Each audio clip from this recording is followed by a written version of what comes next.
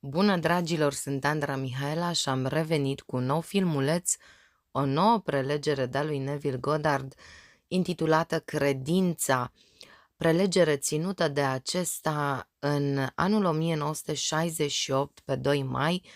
Există o altă prelegere care se numește Credința în Dumnezeu. Am să vă las linkul în descriere, ținută tot în 1968, în februarie.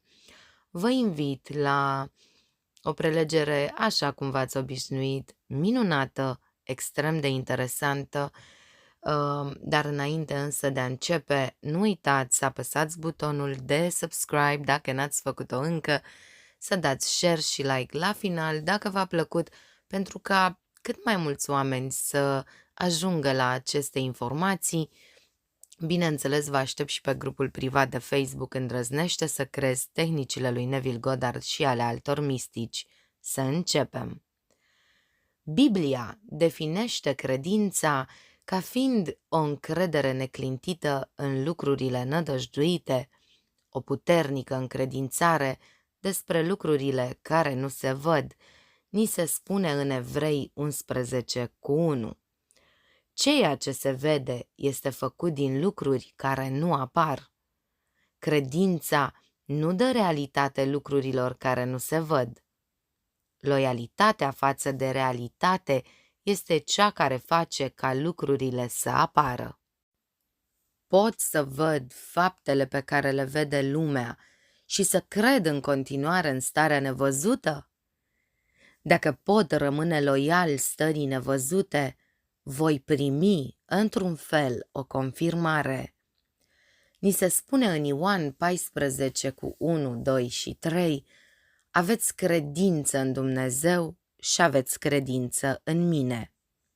În casa tatălui meu sunt multe locașuri. Dacă n-ar fi așa, v-aș fi spus. Eu mă duc să vă pregătesc un loc. Și după ce mă voi duce și vă voi pregăti un loc, mă voi întoarce și vă voi lua cu mine, ca acolo unde sunt eu să fiți și voi.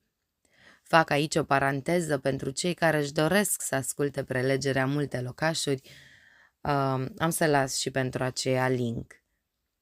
Acesta nu este Iisus Hristos care vorbește cu un discipol din afară.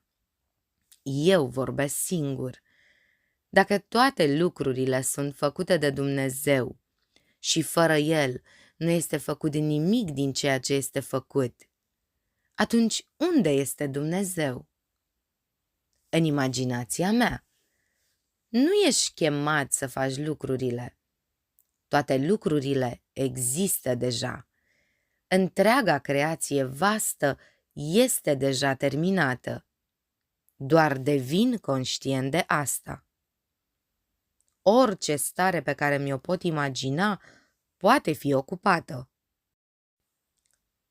Totul s-a terminat și tot ce fac este să mă adaptez și să mă simt acolo până devine natural. Nu dai realitate nevăzutului.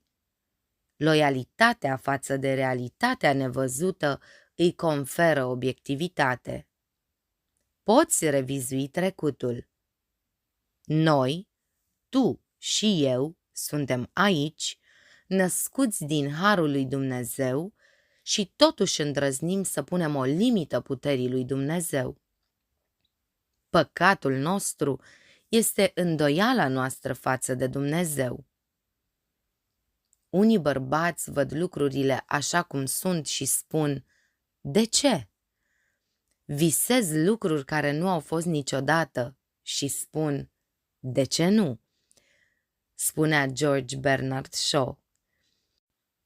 Senatorul Ted Kennedy a folosit acest citat în elogiul său adresat senatorului Robert Kennedy, fără a acorda credit autorului. Totuși, senatorul Robert Kennedy a fost cunoscut că îl citează de multe ori, acordând credit lui George Bernard Shaw. Știu că trebuie să fiu orice sunt eu în imaginație. Așa că nu trata acest principiu cu ușurință. Te muți cu adevărat în stări mentale, în mod conștient sau fără să vrei. Se va dezvolta o punte de incidențe peste care vei trece până când starea se împlinește, ca o imaginație pură în noi, și El lucrează chiar în adâncul sufletului nostru, lucruri care stau la baza tuturor facultăților noastre, inclusiv a percepției, dar El se revarsă în mintea de suprafață, cel mai puțin deghizată sub forma unei fantezii creatoare, ca o visare cu ochii deschiși. Doar un simplu vis cu ochii deschiși. Mă gândesc la cineva care se află la 1000 de mile departare. Ei bine, acel act perceptiv, nevăzut de nimeni, care a fost Dumnezeu în acțiune. Ei bine, pot să cred în realitatea acelui act? Pot să-l reprezint față de mine așa cum mi-aș dori să-l văd în carne și oase? Pot să-l văd reușit? Pot să-l văd, ei bine, așa cum vreau să-l văd și să cred în realitatea acelei stări nevăzute? Dacă pot rămâne loial acelei realități nevăzute, voi avea confirmarea că El este ființa care presupun că este. Cineva îmi va scrie sau poate îl voi întâlni în carne și oase, dar într-un fel voi obține confirmarea că ceea ce cred că văd în El sau vreau să văd în El și mă voi convinge că văd în El, asta se va întâmpla. Acum, într-o zi, citind capitolul al 14-lea din cartea lui Ioan, după ce i s-a spus că Hristos este în mine și iată că Hristos vorbește acum ucenicilor, ei bine, dacă este în mine, ce încearcă El să-mi spună mie? El vorbește ucenicilor. Iar El a spus, aveți credință în Dumnezeu și aveți credință în mine. În casa Tatălui meu sunt multe locașuri. Dacă n-ar fi așa, v-aș fi spus. Eu mă duc să vă pregătesc un loc. Și după ce mă voi duce și vă voi pregăti un loc, mă voi întoarce și vă voi lua cu mine, ca acolo unde sunt eu, să fiți și voi. Ioan 14:1.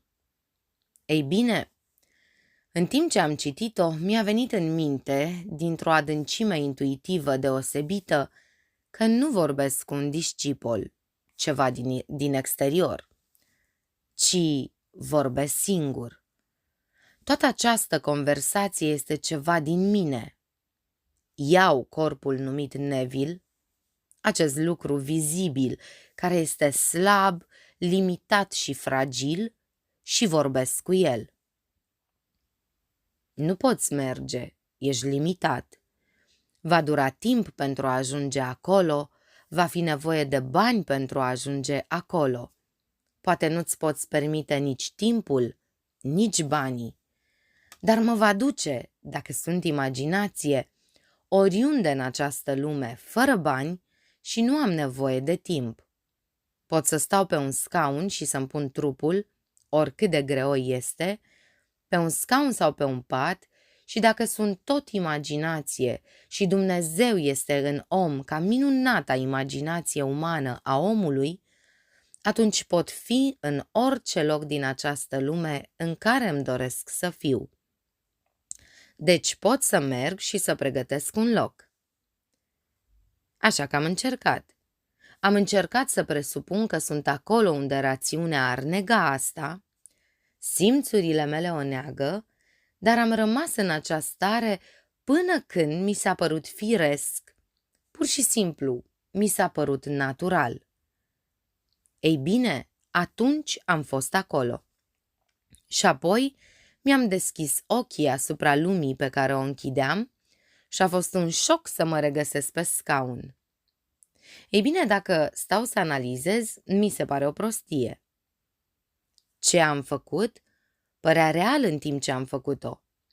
Apoi, o secundă mai târziu, iată-mă pe scaun și tot ceea ce văd în camera mea neagă că am făcut ceva ce lumea ar numi real. Dar am făcut-o. Și apoi, într-un viitor nu îndepărtat, am fost forțat să trec printr-o serie de evenimente care au dus la împlinirea acelei stări. Acum, am făcut-o într-o noapte foarte friguroasă de iarnă în New York. Am scos prima mea carte intitulată Credința ta este averea ta în luna februarie a anului 1941. Era atât de frig, 12 sau 14 centimetri de zăpadă pe pământ, și mă așteptam în acele zile doar la o ofrandă voluntară din partea celor care au venit. Și mulți au venit doar pentru contacte. Nu le-a păsat ce aveam de spus. Veneau să întâlnească oameni și ieșeau să-și ia cafeaua și toate aceste lucruri după întâlnire. Era o casă aglomerată, peste 1000 de oameni, într-o bisericuță veche din Times Square. Mă așteptam în noaptea aceea, când am scos cartea mea, Credința ta este averea ta, să fie o seară obișnuită.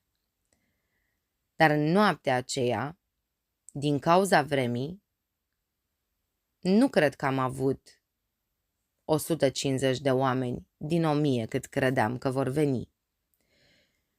A existat o anumită dezamăgire personală pentru că era primul meu efort de a scoate o carte. Și așa că am avut cărțile mele acolo și au venit 150 de oameni nepregătiți să cumpere cartea și așadar ne-am dus spre sfârșitul discuției. Când m-am întors acasă în acea noapte, zăpada era, după cum spun, foarte mare. Era foarte frig. Când m-am băgat în pat, am făcut chestia asta aproape distrat, dar am făcut-o și am știut exact ce am făcut. Barbados, unde m-am născut, este o mică insulă tropicală din Indiile de Vest și am presupus că sunt de fapt pe patul meu, în casa mamei mele, pe care o cunoșteam și iubeam atât de bine. Și pentru a dovedi că am fost de fapt acolo, mi-am imaginat doar lumea în raport cu acea poziție. Am văzut lumea, nu din locul meu din New York, am văzut-o din Barbados. Deci mental am văzut lumea așa cum aș vedea-o dacă aș fi în Barbados. M-am gândit la locul meu din New York și l-am văzut la 2000 de mile nord de mine. M-am gândit la alte locuri și toate erau legate de locul în care presupun că sunt și am adormit în acea presupunere. Ei bine, timpul a trecut. Războiul din Europa era deschis, Anglia era în război, nicio navă nu naviga pe Atlantic. Coborau mai repede decât puteau să le construiască și eram aproape în război. Apoi a venit luna august și am primit o scrisoare de la familia mea care spunea: nu ți-am spus pentru că știam că nu poți veni în Barbados. Nu există nicio navă și în mod cert în acele zile nu erau nici avioane. Și apoi ei au spus: mama este pe moarte. Este așa de 2 ani, dar acum asta este și dacă vrei să vii să o vezi în această lume încă o dată, trebuie să vii acum. Adică chiar acum. Am primit această scrisoare dimineața și soția mea și eu am navigat în următoarea noapte. O singură barcă pleca la miezul nopții, Argentina, și am navigat la sfârșitul lui august spre Barbados. Și uite că am ajuns în Barbados, ultimul loc din lume în care intenționam să merg. De fapt, plănuisem să mergem în Maine pentru o vacanță. Urma să se termine acea lună și să mergem în Maine pentru 5 sau 6 săptămâni, apoi să ne întoarcem în octombrie. Dar toate planurile au fost schimbate pentru a îndeplini ceea ce făcusem într-un moment de inactivitate din cauza dezamăgirii. dar m-a învățat o lecție. Să nu folosesc această lege pentru a scăpa, să nu folosesc această lege cu ochii, ci să folosești în mod deliberat pentru că nu poți scăpa de ea. Se vor modela o serie de evenimente prin care vei merge, conducând la împlinirea acelei stări. Și așa aici m-am pus, doar ca să scap de frigul și dezamăgirea serii, în Barbados, în toate locurile. Apoi se întâmplă ceva și sunt obligat să fac călătoria, ultimul loc din lume în care intenționam să mergem. Și am navigat la miezul nopții și am ajuns acolo 4 zile, jumătate mai târziu, pe această navă, Argentina. Era o navă americană, dar se numea Argentina. Mama moare, așa cum au spus toți că o va face, iar eu m-am întors în Statele Unite, știind ce făcusem, și am început să învăț. Și în acel public, de, a spune 1000 de oameni, toți au început să aplice cu un succes extraordinar. Atunci, unde este Dumnezeu? Dacă toate lucrurile au fost făcute prin El și fără El nu a fost făcut nimic din ceea ce a fost făcut, și ni se spune în Ioan 1:3, atunci unde este El? Știam exact ce am făcut și știu ce s-a întâmplat.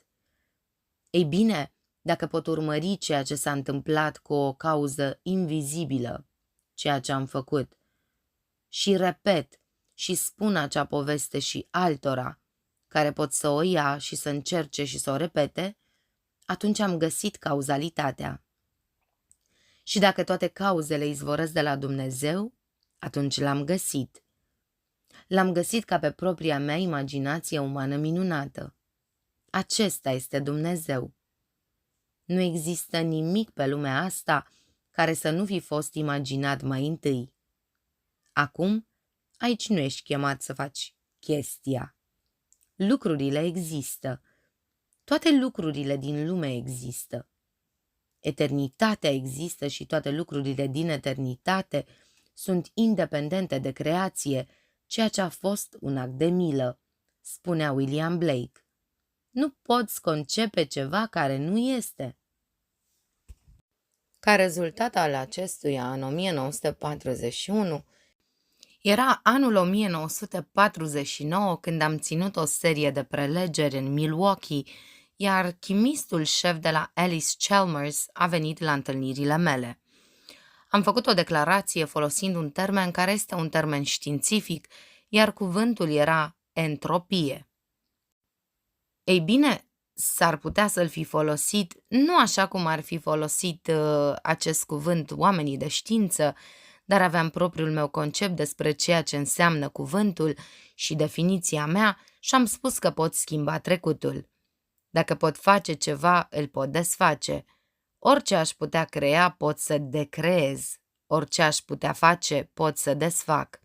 El a spus, nu poți, pentru că folosim entropia în laboratorul nostru în fiecare zi, iar entropia înseamnă că trecutul este inalterabil. Nu îl pot schimba. Dacă trecutul ar putea fi schimbat, nu aș ști ce fac în laborator.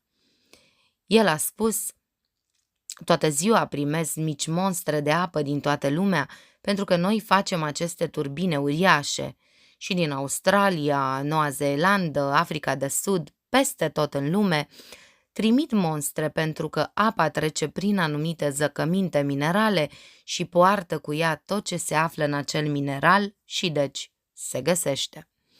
Trebuie să analizăm acea apă și apoi să aducem o soluție pentru că noi am făcut produsul.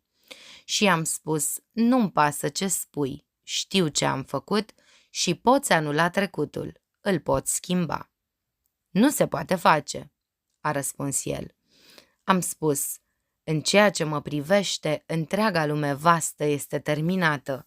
Creația s-a terminat și eu abia devin conștient de ea. Ei bine, nu trebuie să mă limitez la ceea ce văd simțurile mele și la ceea ce rațiunea permite și la ceea ce înțelepții îmi spun că ar trebui să accept. Îmi pot imagina o stare. Nu pot să văd cu ochiul meu fizic, dar îmi pot imagina o stare și acea stare imaginată există. Îmi pot imagina o stare care este în conflict cu faptele vieții. Și faptele, zici tu, sunt și nu pot fi modificate.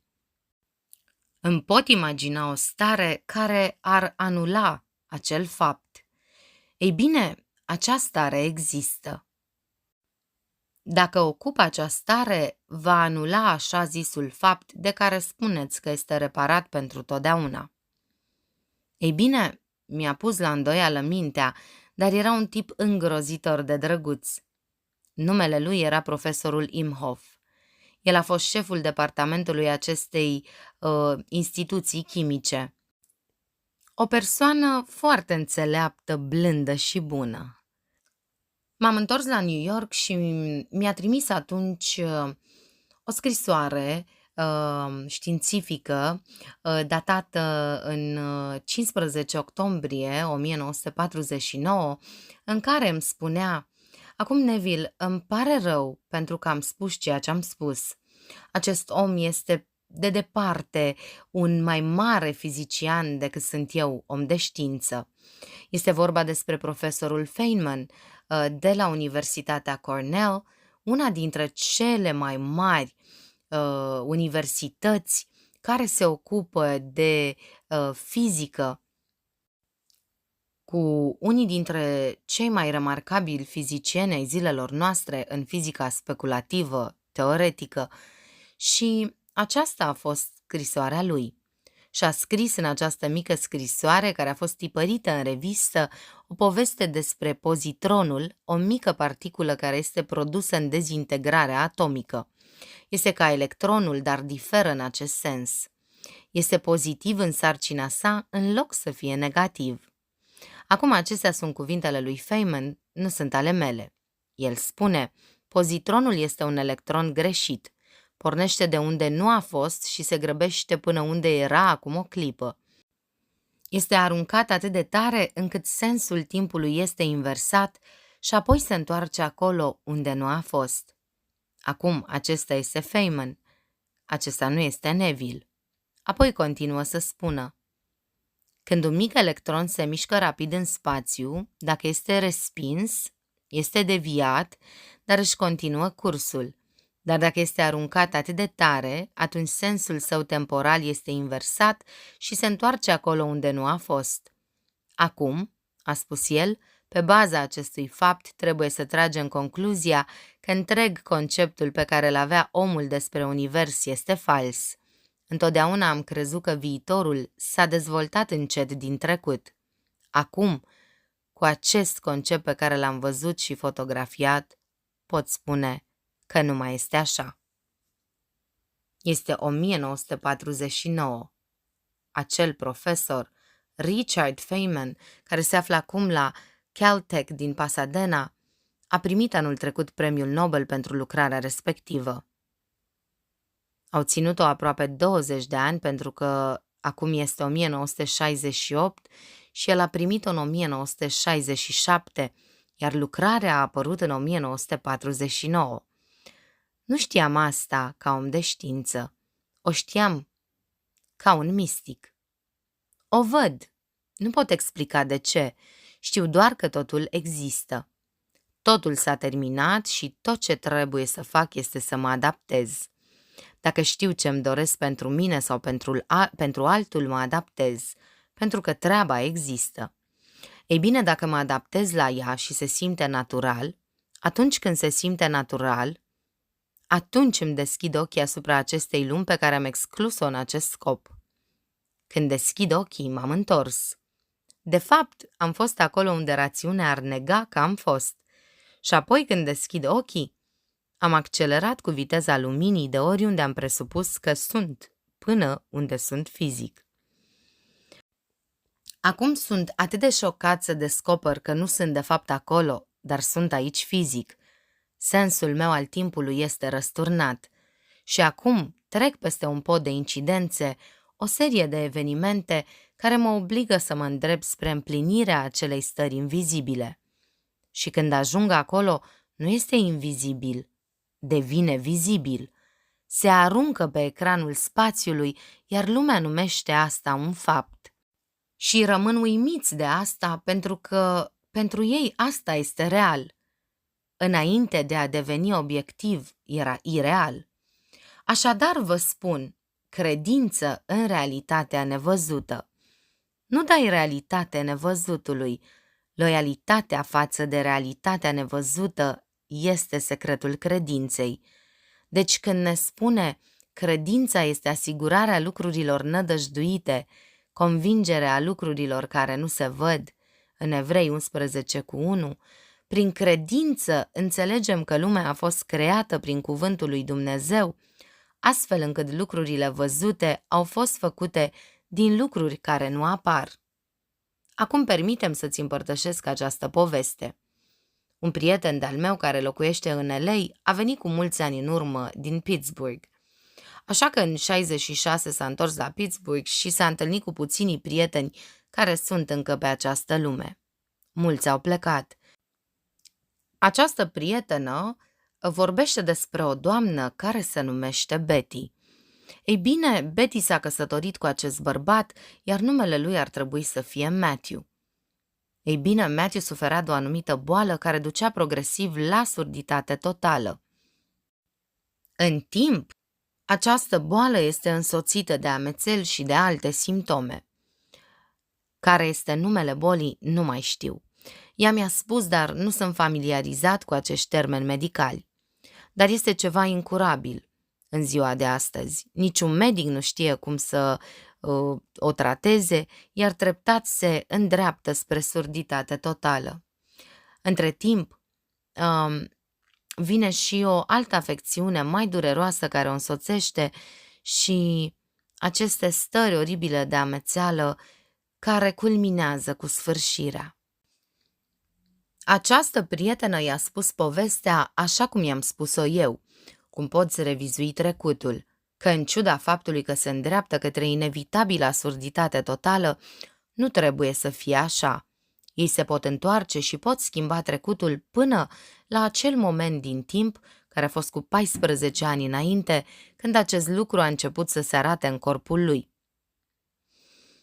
Ea mi-a spus, adică Betty, mi-ar pune 101 de întrebări în legătură cu asta, nu pentru că ar vrea să fie crud, dar este o ființă irațională, o persoană foarte inteligentă și nu ar avea sens. Și pentru că nu ar avea sens, l-ar ignora.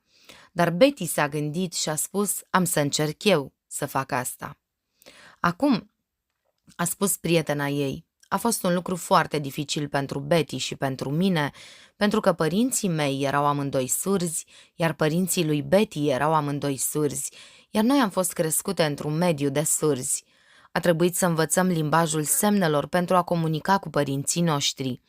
Deci Betty a avut experiența părinților surzi, amândoi, iar eu am avut experiența părinților surzi.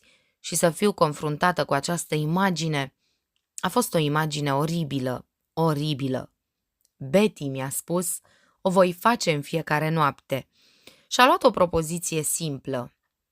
Matthew, ea îl numea Matt aude perfect. Asta e tot ce a făcut ea. Între timp, lucrurile au devenit din ce în ce mai rele. Trecuse un an și boala încă progresea spre finalul inevitabil al surdității totale, când Matt a avut o durere chinuitoare de la ureche la alta. Ei bine, l-au dus de urgență la medic și medicul i-a făcut o injecție pentru a atenua durerea. Apoi doctorul a spus, nu te poți întoarce imediat la serviciu, trebuie să mergi în camera ta și să te odihnești o perioadă de timp.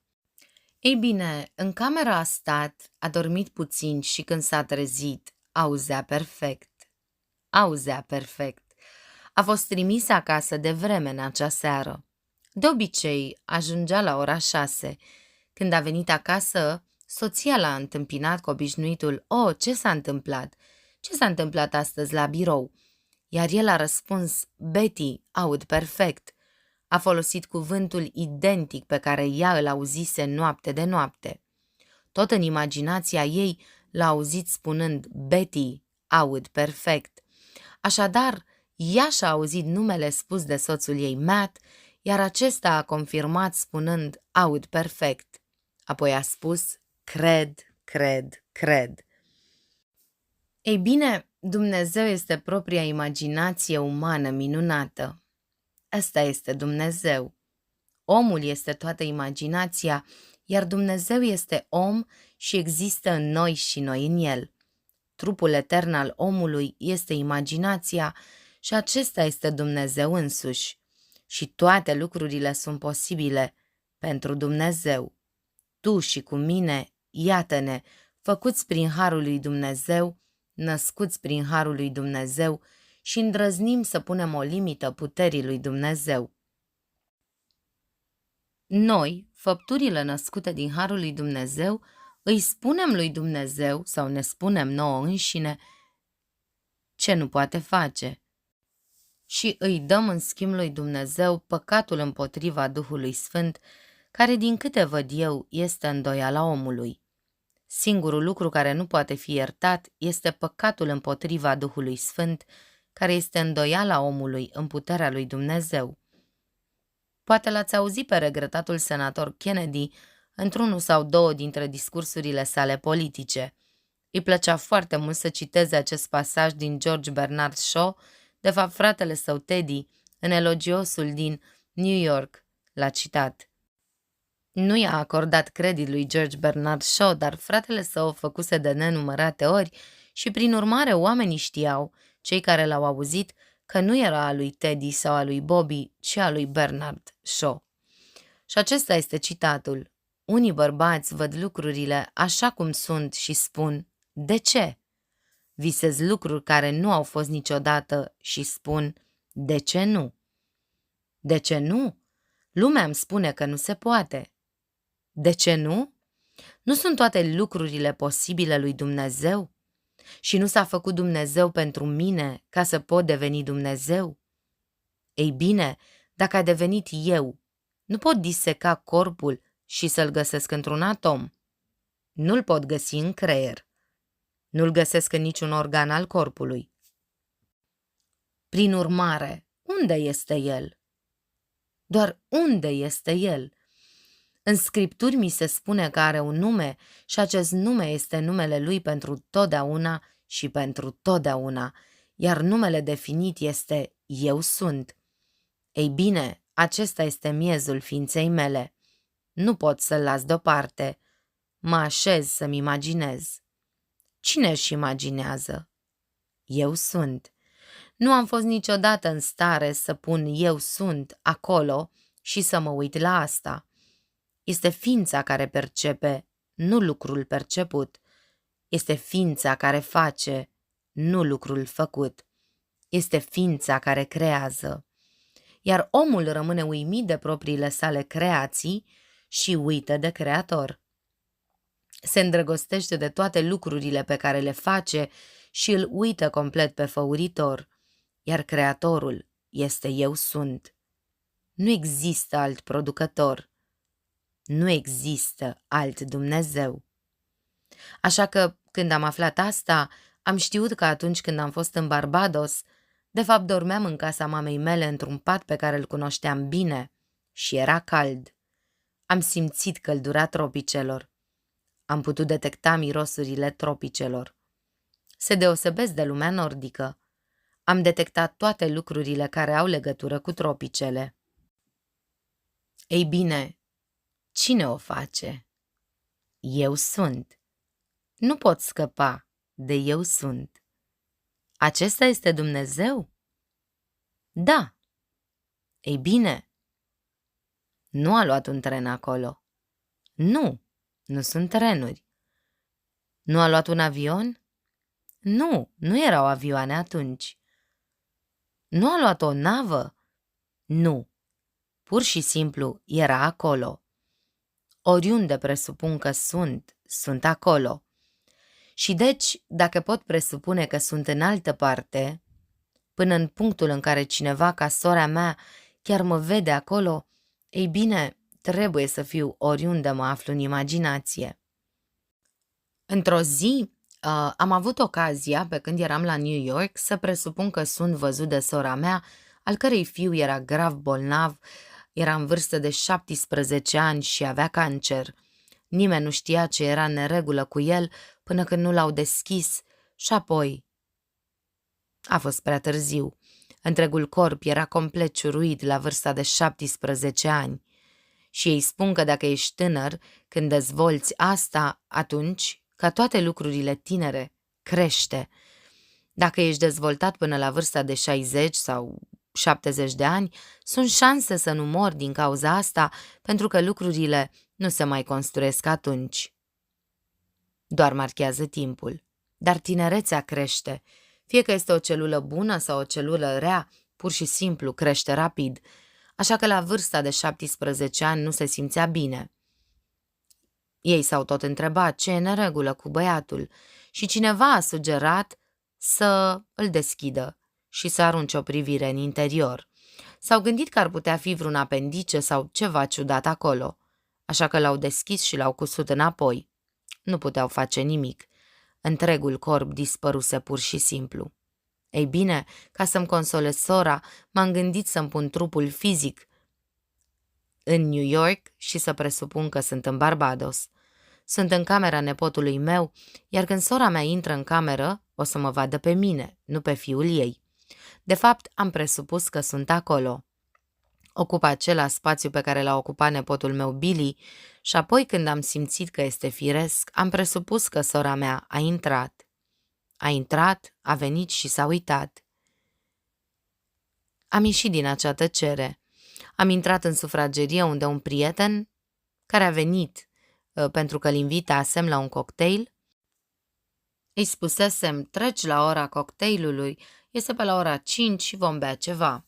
Am intrat în tăcere pe la 4:30 și n-am ieșit decât poate după 5, 5 și un sfert sau 5 și 20. Așa că atunci când am intrat în sufragerie, el era deja acolo și mi-a spus, Neville, ce e cu tine? Ești mereu atât de ușor. De ce pare atât de greu acum? Și am spus ce tocmai făcusem. 8 zile mai târziu, nu am primit nicio poștă aeriană, dar trebuia să depindem de corespondența de lângă mare. 8 zile mai târziu am primit o scrisoare de la sora mea. Ea a spus, Neville, nu înțeleg, dar chiar în acest moment am intrat în camera lui Billy și nu l-am putut vedea pe Billy, ci te-am văzut pe tine. M-am dus direct spre pat și m-am uitat la fiul meu și el nu era acolo, erai tu.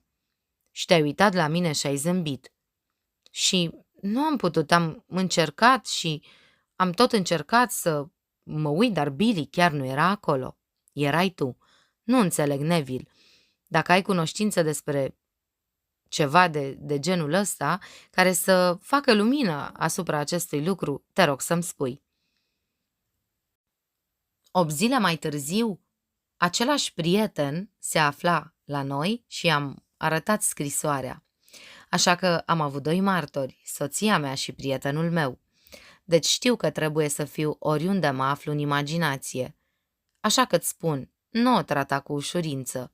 Poți să te bagi la închisoare și să te trezești comitând un act de care nu ești total conștient sau acuzat de ceva de care nu știi și mergi la închisoare. Oamenii se pun acolo foarte ușor. Oamenii se scot din asta. Oamenii nu realizează că nimic nu se întâmplă întâmplător. Totul este prin cauzalitate nevăzută. Deci te muți în stări emoționale și stai în ele doar pentru o fracțiune de secundă și sari înapoi sau crezi că sari înapoi. Ai făcut-o. Dar acum podul este pe cale să apară și peste podul incidențelor trebuie să mergi. Deci asta este ceea ce vreau să spun prin credință. Credința este asigurarea lucrurilor sperate. Speri în asta? Ei bine, acum asigurarea este credința. Credința nu va face să fie așa. Credința este loialitate față de realitatea nevăzută. Știi ce ai făcut? Ei bine, acum, asta nu este văzut de ochiul muritor. Acum rămâi loial acelei realități nevăzute și vezi cum este țesută această punte de incidențe și nu o poți concepe în mod conștient. Niciun om nu poate concepe în mod conștient incidențele necesare pentru a te conduce la împlinirea a ceea ce ai făcut. Ei bine, asta înțeleg prin credință. Însuși substanța a ceea ce lumea numește real este nevăzută. Este o realitate nevăzută. Întreaga creație vastă s-a terminat, așa cum a spus Feynman, și și-a primit premiul pentru ea. Așa că a primit cei $50.000 pentru ceea ce am spus ca un mistic, dar nu poți da bani unui mistic pentru că nu are nicio poziție în comunitate. Feynman are susținere. Predă fizică la Caltech, așa că ar putea spune același lucru în propriile sale cuvinte, iar ei spun, nu este minunat? Și așa are o lucrare pe această teorie, acum o carte despre ea și un titlu, așa că deține toate titlurile. Și pentru că eu sunt necunoscutul și în ochii lui Feynman nu sunt educat după standardele sale, nicio educație formală, dar ceea ce văd și nu pot nega. Ceea ce experimentez mistic nu pot nega. Deci vorbesc din experiență, nu teoretizez. El intră și teoretizează.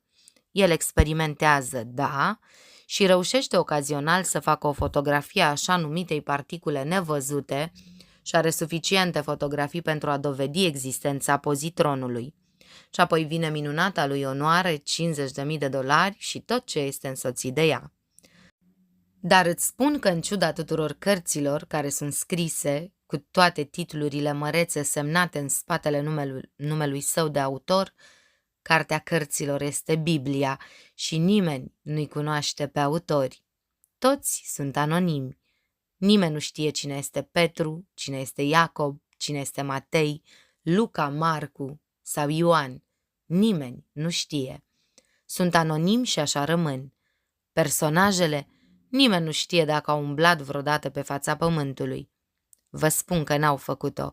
Cei care au scris-o au făcut-o, dar personajele sunt anonime, iar caracterele scripturii sunt toate stări eterne prin care trece omul. Sunt stări eterne, nu stări istorice. Nu este istorie laică, este istoria mântuirii. Ceea ce v-am spus până acum, în ultima săptămână, totul se bazează pe ceea ce am experimentat.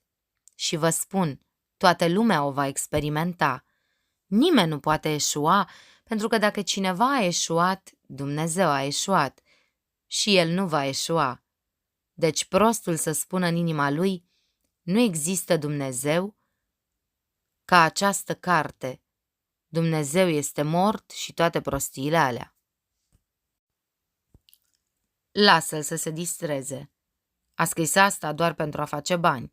Și bineînțeles, pentru că titlul a prins, mai ales astăzi, a făcut o grămadă de bani dintr-un titlu, un titlu cu o carte plină de prostii. Dar nu este singur, are multă companie. Vă spun, aveți credință în Dumnezeu, dar nu vă uitați afară pentru a-L găsi. Căci nu-L veți găsi acolo. Îl veți găsi într-o zi, printr-o serie de experiențe mistice. Și când ți se vor întâmpla ție, se vor întâmpla la persoana întâi, experiența la timpul prezent și vei ști cine este Dumnezeu. Vei ști că ești, pentru că scopul lui Dumnezeu este să ți se dăruiască pe sine însuși, ca și cum n-ar fi altul pe lume, doar tu. Ei bine, dacă ți se dăruiește complet, nu poți fi tu și Dumnezeu, doar tu și tu ești El. Și întregul plan este pus la punct, iar când începe să se dezvolte în tine, într-o experiență la persoana întâi, la timpul prezent, nu-ți pot spune fiorul. Acum, când pleci din această lume, nu ești restabilit la viață, așa cum sunt toți oamenii care nu au avut experiența, ci te îmbraci instantaneu în corpul tău de glorie și te afli într-o epocă complet diferită, într-o lume complet diferită. Și toți ceilalți așteaptă acel moment în timp când și ei au experiența.